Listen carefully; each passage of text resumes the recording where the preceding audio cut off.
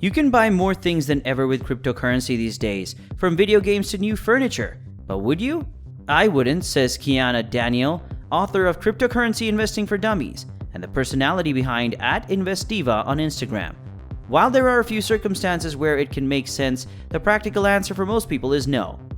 Cryptocurrency markets are notoriously volatile, and the price you pay for an item today may not be what you purchase is worth tomorrow. Plus, many companies experimenting with crypto payments only accept Bitcoin, which experts say is one of the worst cryptos you could choose to pay for something. Nevertheless, people are interested in how crypto might work as a payment method. Nearly 20% of all US adults say they're likely to make a purchase using crypto, according to the recent reports by pymnts.com, a news and research platform for payments and commerce.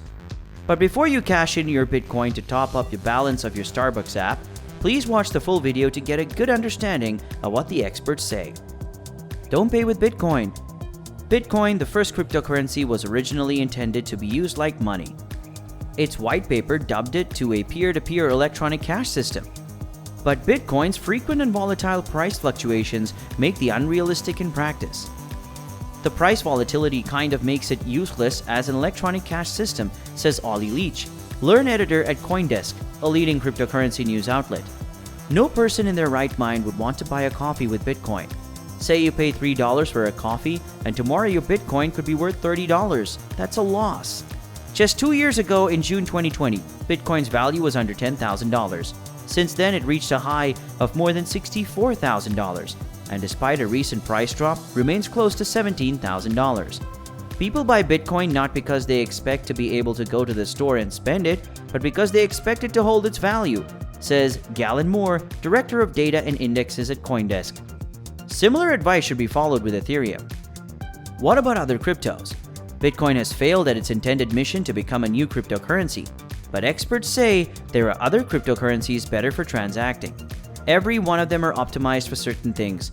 For example, you wouldn't go to the store and pay for groceries with gold, says Daniel. In the same way, you shouldn't spend Bitcoin on your morning latte. Some popular cryptos specifically designed to work better for spending include Dash, Monero, and XRP, according to Daniel. Stablecoins like Tether or USD Coin can also make better alternatives for purchasing since their prices are tied to existing currencies. There are coins that are more like cash, says Pat White, co-founder and CEO of Bitwave, a company that helps businesses with crypto tax reporting. These coins are a better choice for spending. In theory, thanks to faster processing and lower fees. They are designed to be spent and used very quickly. But in reality, there's still a downside to using crypto developed to mimic cash to make payments. Take Bitcoin Cash or BCH for example. BCH came about after the original Bitcoin proved itself too volatile to be used as a new kind of internet money. A group of creators decided to split off the original crypto and create Bitcoin Cash, which was designed as a more stable version to be used for transactions. But in practice, Bitcoin Cash is still highly volatile. In the last year, its price has run from around $250 per coin to over $1,500, highlighting the risk of using it to buy something at the wrong time. Taxes are another complication. While you don't need to report your crypto purchases to the IRS, you do need to report when trading a cryptocurrency for goods and services. Each time you make a purchase using crypto, you need to track your cost basis or the fair market value of the crypto when you bought it versus when you used to transact and report the capital gain or loss. So that leaves us with the question, are there other real-world uses for crypto? For American citizens in America, there's probably not going to be a good reason to buy things in crypto, Daniel says. That's because the US dollar fluctuates less than the vast majority of cryptocurrencies out there. However, when you consider a currency that's less safe and stable than the US dollar, the case for cryptocurrency payments increases, says Roger Aliaga Diaz, principal and senior economist with Vanguard Investment Strategy Group. Take a volatile currency like the Iranian rial. It loses value every single day, Daniel says. I'm Iranian, my parents are as well, and whenever we go to Iran, they try to never convert any money to rial because it just goes down.